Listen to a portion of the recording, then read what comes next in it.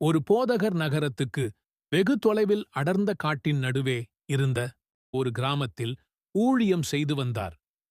ஒவ்வொரு ஞாயிற்றுக்கிழமையும் ஆராதனை நடத்த அவர் 4 மணி நேரம் அடர்ந்த காட்டின் வழியே நடந்து அந்த கிராமத்திற்கு செல்ல வேண்டும். ஆகவே அதிகாலை 4 மணிக்கெல்லாம் அவர் நடக்க ஆரம்பித்து விடுவார். ஒரு ஞாயிற்றுக்கிழமை அவர் அவ்வாறு நடந்து காட்டின் பாதி தூரம் வந்து கொண்டிருந்தபோது பயங்கர இடி இடித்தது. கார்மேகம் சூழ்ந்து கொண்டு பலத்த மழை பெய்யும் போல் தெரிந்தது.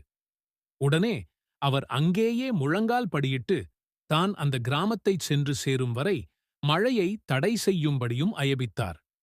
ஆனால் அவர் ஜெபித்த பின் பயங்கர மழை பொழிந்தது.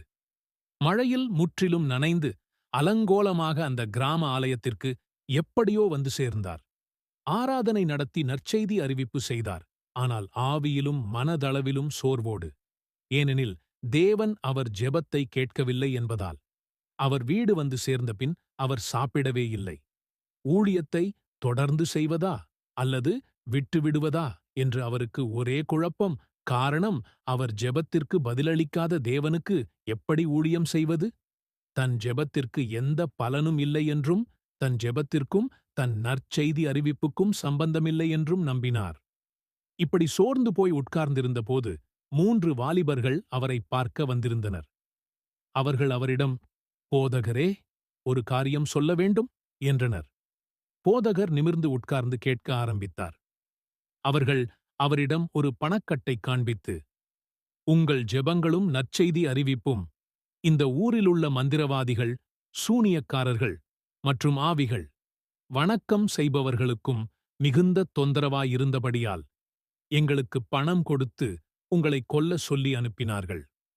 உங்களை சுட்டுத் தள்ள காட்டுக்குள் காத்திருந்தபோது இந்த கோடைக்கால மத்தியிலும் எங்கிருந்தோ வந்த பலத்த மழை எங்களையும் எங்கள் துப்பாக்கி பொலடரையும் முற்றிலும் நனைத்துப் போட்டதினால் எங்களால் உங்களை சுட முடியாமல் நீங்கள் அந்த மழையில் காட்டுக்குள் நடந்து போய்க் கொண்டிருந்ததையும் பார்த்து கொண்டுதான் இருக்க முடிந்தது. எனவே உங்கள் கடவுள் உயிருள்ளவர் என்பதை அறிந்து அவரை நாங்களும் ஏற்றுக்கொள்ள வந்தோம் என்றனர்.